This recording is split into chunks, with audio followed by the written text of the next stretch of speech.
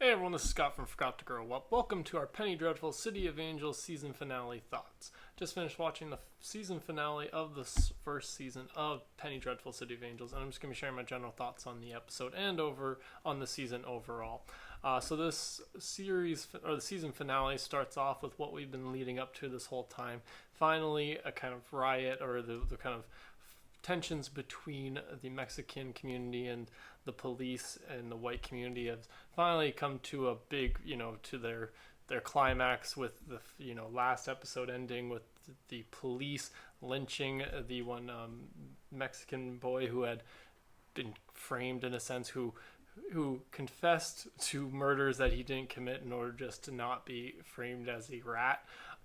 So that kid was lynched, and this leads to this whole thing. And so we start off this episode, and we see at first, Lewis letting Tiago know, and Tiago then immediately, gets his family, his safety and stuff. But then stuff starts going down almost immediately after that. And the part that I really enjoyed about the way this starts off, though, is that we see, Rico, the guy we've seen, very, very vocal about not being afraid of a fight, not being afraid to get a little violent. And we see him kind of, at first kind of letting the crowd know about this news, and then him being like, wait, guys, we're not going to do a riot. We're going to show them what we're really about, which is about family. And we're going to go, bury our brother and, show him that respect and show everybody else that's what we're about. And that just one little speech, I immediately completely turned around all my feelings about that character, because I just, before now I didn't have a big problem with him, but I didn't love his character. It was just very kind of, a little I didn't love his attitude sometimes, but he was kind of fun. But this episode where, he shows this side where he's, not immediately ready to jump to violence, and has the smarts to recognize that them jumping to violence in this situation isn't the immediate answer. It isn't the best course of action. And so I really enjoyed seeing that angle to him, and that they didn't go kind of like what could have been the easy road of just having him go that way. Obviously, that's also part of having Mateo, trying to go into that role, or having Magda's Rio character trying to push him into that role of kind of leading the Mexican, I don't want to call it the resistance, but that element with the word with the P, I forget what its name, what they call themselves now. But yeah, so that was an interesting way to kind of start off, and like I said, very unexpected, and I enjoyed it. And then immediately he's murdered, and by what's her name, Magda, playing Rio, whatever. And that I was just like, oh no, I didn't know I was gonna be sad to see you murdered, but you I was just turned around on you like 2 seconds ago, and now you're murdered, and I'm so sad. I'm so sad that Mateo didn't have more of a problem with it, and just, took credit in a sense, because that's the way it kind of seems by her handing the knife over. Is like, you're the king now. Just pretend you're the one who killed the last king. And he's just like, yeah, cool. And it's like, well, you didn't really fully earn it. But then he does earn it by saving his brother, which I was like, oh, okay, we're going that far. All right, well, good for you. Save your brother. I'm glad you did that. But I was like, oh, damn, we're slicing people. Okay. Immediately jumped into that. So that was a little bit unexpected. This whole episode had a lot of elements that I kind of didn't expect them to ramp up to this level, just because we've played this whole season. I don't want to say safe, but they haven't gone as far. Well, I guess safe isn't the right word. There was a few times where they went pretty but that being said, they haven't really pushed it as far. And this pushed it a little bit further than I expected, I should say. Yeah, some of the other things we see in this one, we learn that Molly's mother is the one who was the one that killed the family from the beginning of the season, all the way at the beginning when we first started this season with Diego and Lewis investigating that first murder of that family. That was done by Molly's mother in order to, protect Molly, and that was something I should have seen coming, and I don't know why I didn't, but it did catch me off guard and was surprising. I'd kind of forgotten about that connection a little bit, just because that murder almost felt like it wasn't important anymore after they framed the one guy for it. So I guess they did a good job with that, kind of angling it so that I didn't really think about it as much, and then bam, throw the mom's the killer. Well, she's not the killer, but she had them killed, and I'm assuming that's how she got the connection to the Nazis as well, that and the money.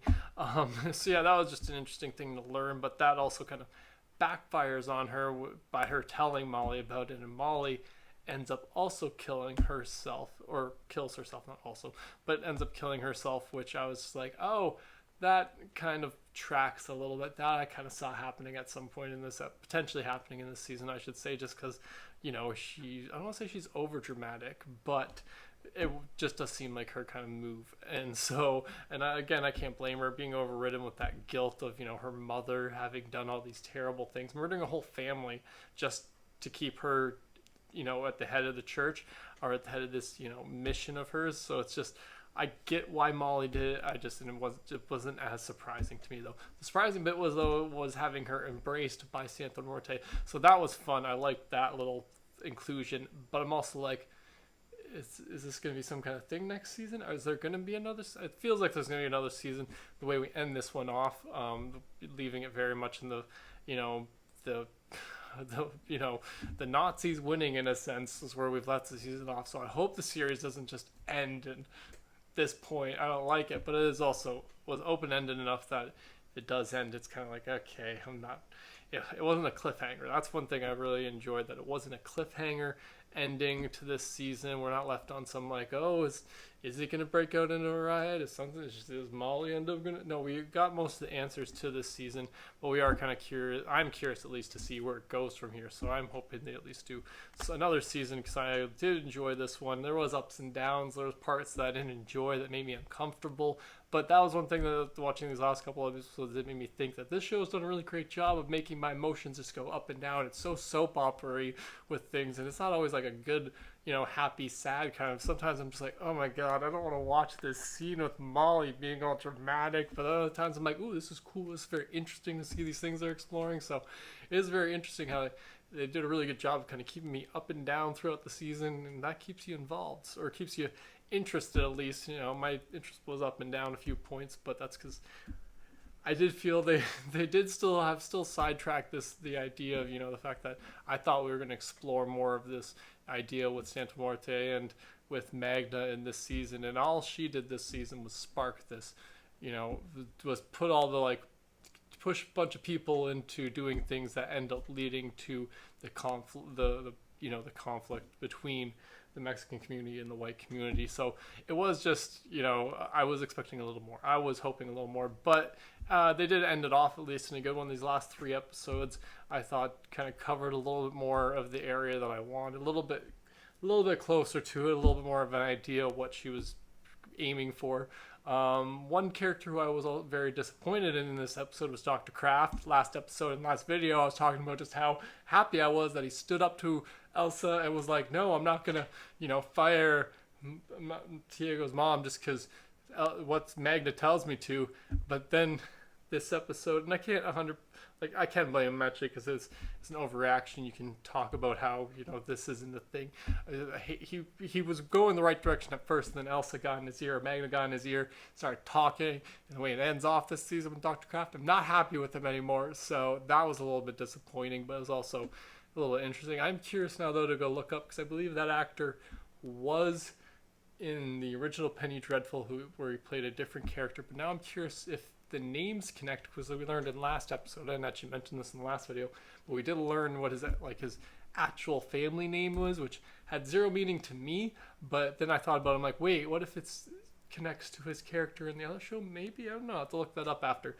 But yeah, so I was a little disappointed in where the direction of his character, but I'm kind of curious to see what he does, I guess, leading the American Nazis, more American Nazis. That's the thing, because we got so many Nazis in this show. It's yeah.